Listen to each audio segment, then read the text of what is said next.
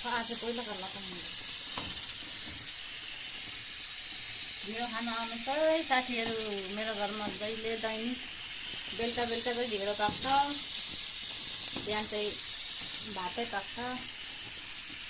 ढिँडो खायो भने चाहिँ स्वास्थ्यले एकदमै राम्रो हुन्छ। आज त लाग्छ ढिँडो मस्काउन आउँदैन भने मसँग सम्पर्क गर्नु होला। म बस्छु पिठो नराम्रो त म पिठो पिठोमा चाहिँ बस्छ के को ढिँडो भन्नुहुन्छ भने यो चाहिँ काला कोदाका ढिँडो हो। आघाती आमाले गर्नु आघाती पक्ष क्लियर गर्दा पनि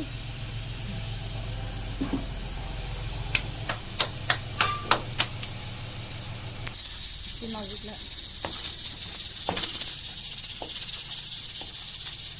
ढिँडो मस्काउनु त ठ्याक्कै के गरेँ यसलाई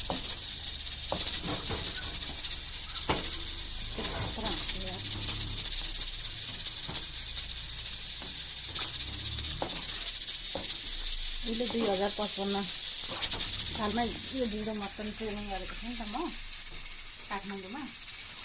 मेरो होटल थियो, त्यही भएर जानु थियो।